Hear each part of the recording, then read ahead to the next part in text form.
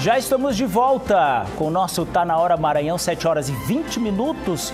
Nesse momento a gente começa a nossa resenha política, a nossa resenha aqui, nosso bate-papo de todos os dias com Ricardo Marques e John Coutrin. Já dou boa noite para vocês e já vou entrando em um assunto, porque antes de começar os comentários aí dos nossos companheiros de bancada, vamos ao vivo com a Rita Cardoso, que tem mais informações sobre a ação da Polícia Federal que prendeu o atual diretor de Administração e Finanças do Serviço de Geologia do Brasil, empresa pública vinculada ao Ministério de Minas e Energia, que tem como diretor-presidente o esposo, o marido da senadora maranhense Elisiane Gama. Boa noite, Rita, mais uma vez para você. Conta pra gente.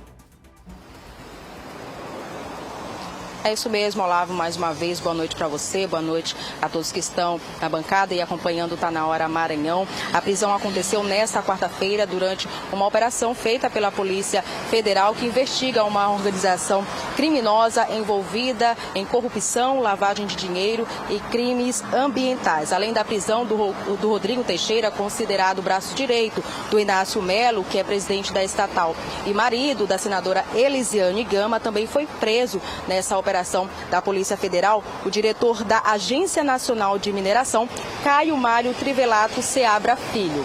De acordo com a Polícia Federal, o esquema já movimentou R$1,5 bilhão, podendo alcançar aí um impacto econômico superior a 18 bilhões de reais. A polícia, ela investiga que a organização criminosa liderada aí pelo Rodrigo Teixeira, ela dificultava as investigações, monitorava as autoridades e também lavava dinheiro ilícito. De acordo com informações, o Rodrigo Teixeira, ele atuava de forma oculta no mercado minerário, usando empresas de fachada e também mantendo vínculos aí com os empresários no setor.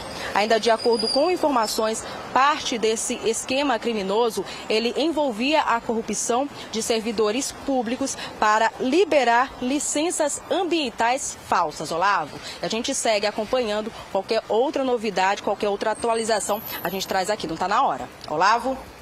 Obrigado, Rita, pelas suas informações, as informações que chegam nesse momento, trazidas pela repórter Rita Cardoso, atualizando a gente sobre essa notícia. Em nota, a Agência Nacional de Mineração informou que tomou conhecimento da operação da Polícia Federal pela imprensa e que ainda não foi oficialmente comunicada sobre as determinações judiciais que deve cumprir. Também em nota, o Serviço Geológico do Brasil informou que não se manifesta sobre processos em andamento que envolvam seus colaboradores. Qualquer outra novidade sobre esse assunto, a gente traz aqui no nosso Tá na Hora Maranhão, informações sobre esse caso aí, essa operação da Polícia Federal, que trazem esses desdobramentos aí. Agora, claro que esse escândalo resvala aí, né, na senadora Elisiane Gama. A senadora Elisiane Gama atua, né, Ricardo? Como é que você vê essa reação a essa ação aí, Ricardo? Inicialmente, boa noite, Olavo, boa noite, John, boa noite a todos. Não tem como esse escândalo não resvalar na senadora Elisiane Gama, né? Mas por que e tal? Bom, a senadora Elisiane Gama, ela atua forte em favor da família dela, é bom que fique bem claro. Ao invés de focar em projetos legislativos de relevância, Elisiane, que se diz evangélica, direcionou sua energia para acomodar seus familiares em posições de destaque.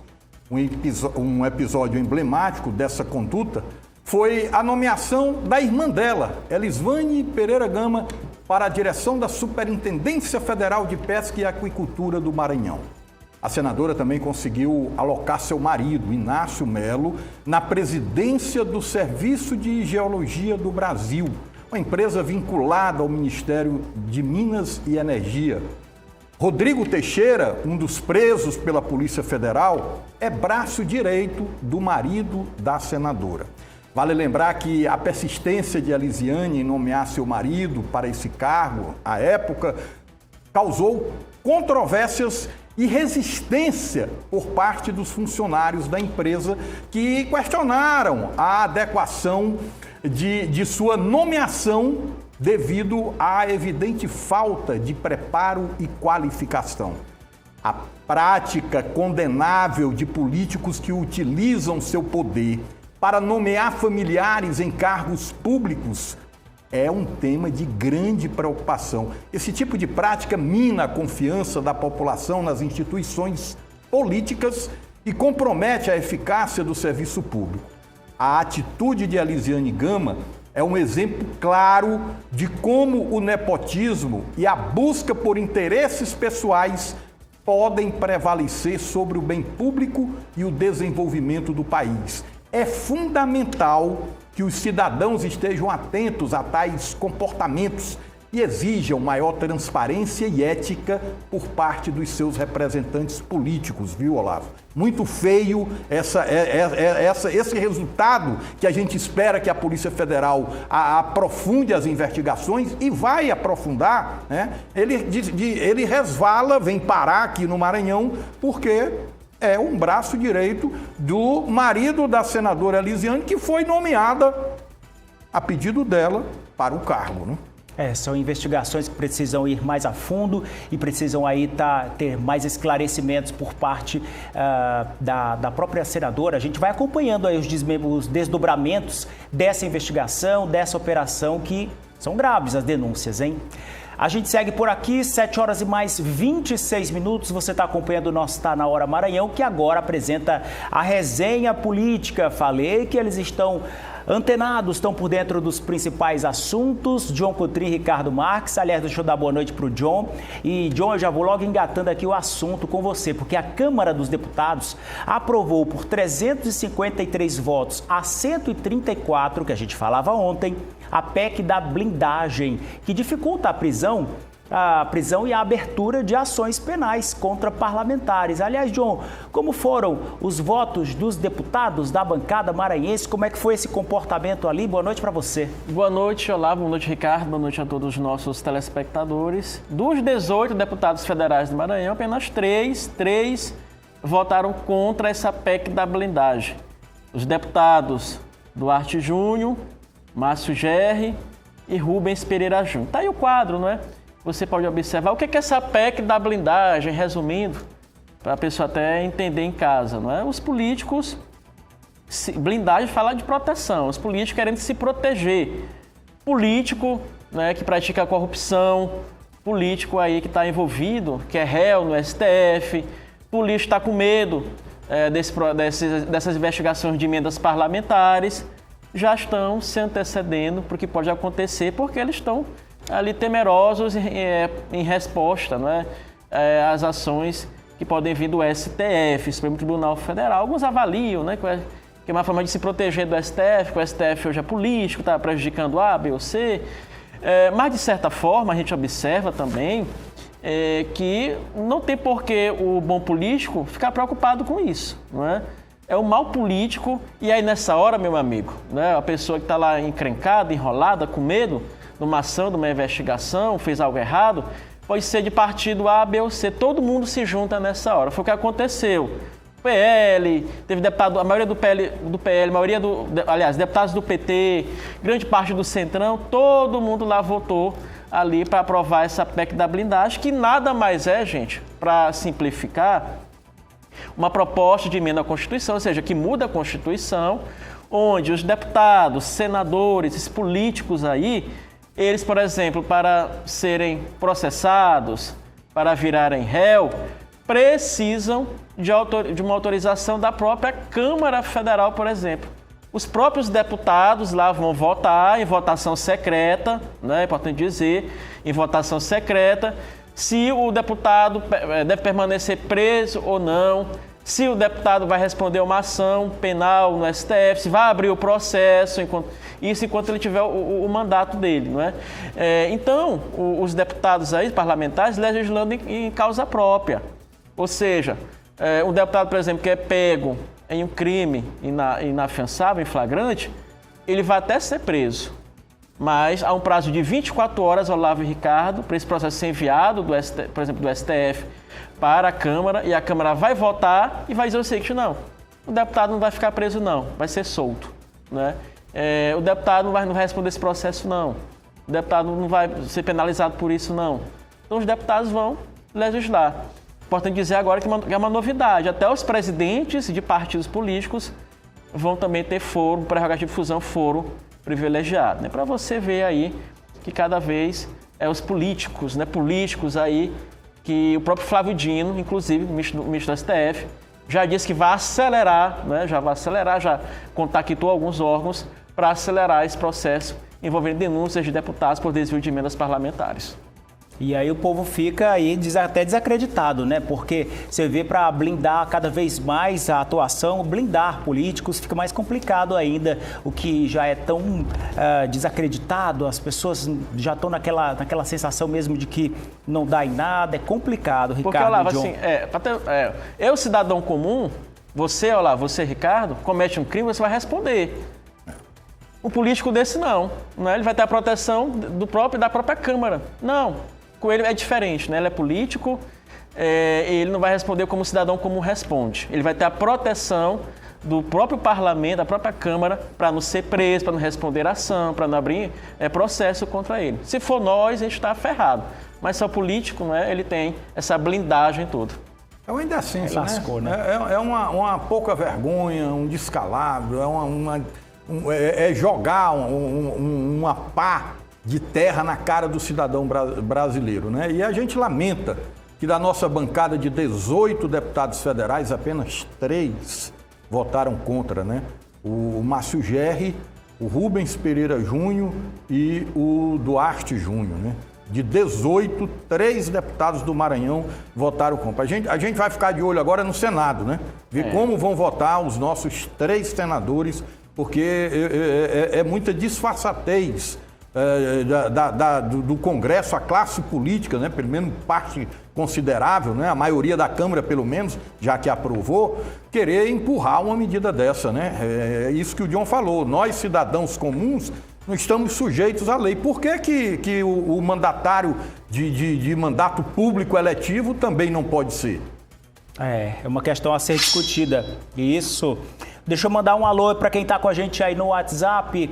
Quem está mandando um alô aí é o Cleudson Alves e Luana Viana, em Novo Repartimento, no Pará. Estão ligados, não está na hora. E ele botou aqui, ó, Elisiane Gama não representa o povo evangélico. A gente entrou aqui falando sobre essa operação da Polícia Federal. E aí, o comentário aqui, claro, você pode ficar livre para participar com a gente. Boa noite, bancada show. Você pode falar quais desses deputados já estão respondendo processos? É o Jorge do São Bernardo. John sempre está trazendo aí nomes de deputados, pessoas que já estão, né, John? Desses 18 aí, hoje respondem, né, processo no STF, são réus, o Josimar e o Judenemi, não é? São do PL. Tem aquela denúncia de desvio de emenda parlamentar, aquela denúncia que foi feita, eles respondem. Para citar apenas 2, né? O Josimar e o Judenemi. O Joel está dizendo, vergonha, 18 deputados federais, só 3 votaram contra. A opinião aqui do Joel está com a gente também no WhatsApp. Boa noite, bancada. O Carlos Nascimento, também ligado aqui no nosso Tá Na Hora. Valeu, Carlos. Um abração. O Carlos está sempre com a gente todas as noites, né? E ó, esse aqui mandou até uma foto aqui do John falando. Boa noite para a melhor bancada de jornalismo maranhense, o John Ricardo Olavo. Quadro bom demais da conta, resenha política, Daigô. Opa, valeu, Daigô, obrigado pela audiência. Você pode participar com a gente, 2106-9403. Hoje o presidente Lula teve um almoço com lideranças do PDT, incluindo o senador maranhense o Everton. Teve Maranhão na pauta, John e Ricardo? Lá eu estou vendo aqui a foto, né? Tem a foto aqui do pessoal do PDT, até o Carlos Lupe está lá, né? O Carlos foi demitido lá do Ministério, mas parece que o clima agora entre eles está bem melhor. E aqui eu vejo o Carlos Lupe, a senadora Leila, não é? Essa foto aí exatamente. A própria Gleisi Hoffmann, a turma aí do PDT, portanto, o Lupe, que é o presidente nacional, está bem, portanto, afinada ali com o presidente Lula, não é? O próprio ministro da Previdência também está lá, o atual ministro, né, o Volney, eles todos ali presentes nesse encontro aí, fortalecendo, portanto, esse laço, essa união. E o próprio Everton também, né? Essa foto bem próxima aí do Lula, né? O Everton Lula sempre tem falado do Everton aqui, dessa interlocução que ele tem com o Lula, inclusive para resolver as questões eleitorais do Maranhão. A gente até falava agora há pouco com o deputado Márcio Gerri, lá no Expediente Final, no programa Expediente Final da Difusora News, na 93.1, ele comentava essa questão de uma possível reunião aí do Lula com o Brandão e com os dinistas, né? Então, o Everton, portanto, muito próximo aí do Lula e sendo, portanto, esse interlocutor do próprio PDT, né? É o senador do PDT ali na casa e sendo esse interlocutor também ali do próprio partido com o presidente Lula. Interessante, viu, Olavo, que lá no Expediente Final, o Márcio Gerri, nessa conversa que ele teve lá com o John, ele revela que, de fato, a preferência do Lula estava decidido a apoiar o senador Everton, né, para o governo do Estado nas últimas eleições de 2022. Aí o Flávio Dino chama o Brandão para ir para o PSB e convence o Lula de que o PSB era o melhor caminho e Aí hoje os caras querem porque querem que o Brandão abdique, né, do mandato para botar o camarão.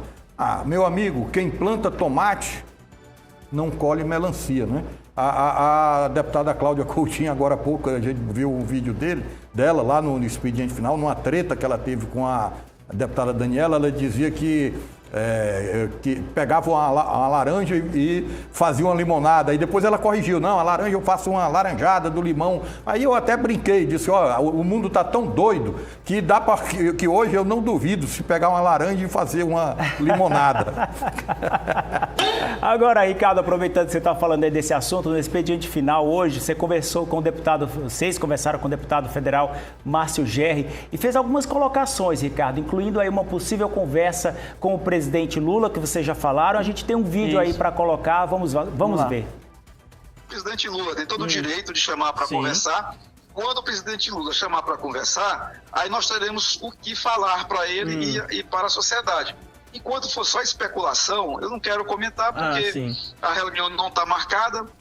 O governador já há 5 meses tenta essa reunião com ele, não conseguiu ainda. Acho que alguma hora vai conseguir, é natural, ele é governador de um estado. Nós estamos no ano pré-eleitoral. Agora, acho que o PT avaliará muito a equação que foi montada, porque em 2014, 2018 foi o PCdoB, em 2022 nós combinamos de ser o PSB, o Brandão nem era do PSB, nós que pedimos a ele que filiasse e colocamos isso na mesa de argumentos para que o presidente Lula não apoiasse o Everton e viesse apoiar o Brandão. Lembremos-nos, no final de 2021, o PT estava inclinado a apoiar o Everton. É só pegar e dar um Google aí e pegar os registros de época. Foi feito um movimento sob liderança do então governador Flávio Dino, que usou todo o seu prestígio como presidente Lula, toda a sua força com o povo, e foi a peça fundamental para eleger o novo governador, tendo o Felipe como candidato a vice, para ser o candidato a governador de todos nós. Quebraram esse acordo, mas nós estamos aí sempre dispostos a dialogar, a conversar, sobretudo a conversar com o nosso povo. Agora, Ricardo, a gente já falava aqui dessa quase que impossibilidade do próprio governador Carlos Brandão de voltar atrás e apoiar, porque a questão da confiança, isso já foi quebrado, né? A confiança foi quebrada e eu não vejo como o governador voltar atrás. É a mesma história aqui, voltando, condições diferentes, mas se a gente pegar a candidatura do senador Everton ao governo do Estado, por que surgiu a candidatura do Everton ao governo em 2022? Porque havia um acordo entre todos os 15 partidos que integravam a base do governo Flávio Dino com o governador, proposto pelo governador numa carta compromisso e que tinha os critérios, né, de escolher o candidato do grupo. E aí o Everton caiu em campo. E quando você cai em campo numa pré-campanha, você começa a assumir compromissos. Vamos comigo aqui, tal, é assim, tal, vamos trabalhar aqui pelo município, tá. Não tinha como mais ele voltar, pela dimensão que estava a pré-candidatura dele. Aí o Flávio Dino rasgou a carta, fez isso que o Márcio Gerri falou, isso é verdade. E na época eu falei, isso não vai dar certo, porque são visões de mundo diferentes. O Brandão pensa diferente do Flávio Dino. Hoje, o Brandão não tem mais como voltar atrás, porque está trabalhando a pré-candidatura do Orleans, firmando acordo com o município. É a mesma coisa, gente. Política se faz com acordo. cumprimento de acordos, né? Não cumpriu lá atrás, não pode cobrar agora também, né? Convenhamos. E assim, ainda cabe a recomposição, mas não nesse termo de o Brandão renunciar ao mandato para o Camarão assumir e disputar a reeleição. A meu ver, isso aí está superado.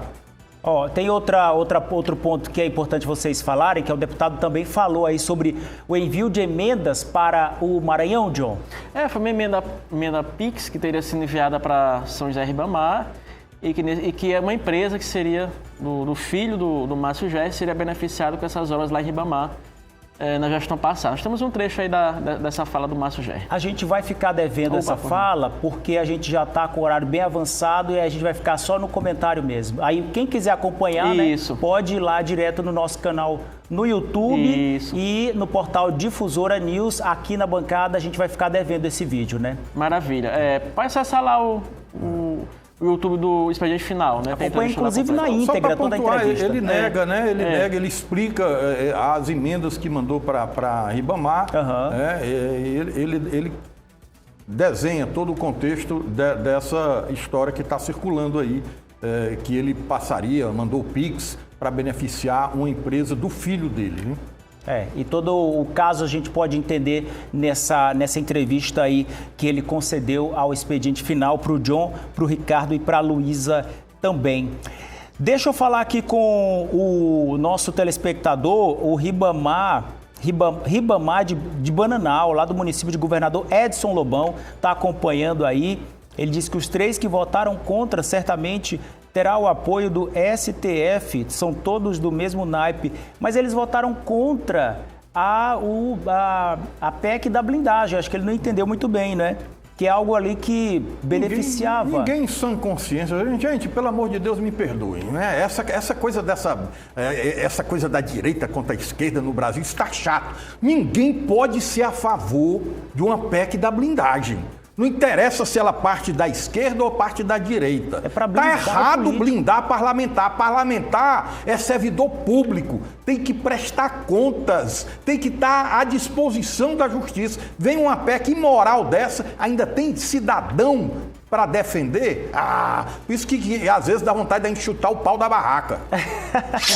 Blindar tem que ser blindar as nossas vidas, da maldade aí, da insegurança das ruas, dessa maldade que tá, né? Blindar político de investigação e de denúncia, a gente obviamente acredita que isso não tá muito certo, né? Blindar político de investigação não dá, porque tem que investigar mesmo. Senhores, obrigado pela participação de hoje. Olha, passou rápido, hein? A gente volta amanhã, quinta-feira, aqui no nosso Tá Na Hora. Boa noite para vocês. Boa noite. Até amanhã, Deus abençoe. Obrigado pela companhia e audiência. Amanhã a gente volta a partir das 6h30 aqui no Tá Na Hora. Fica com Deus, beijo na família. Tchau.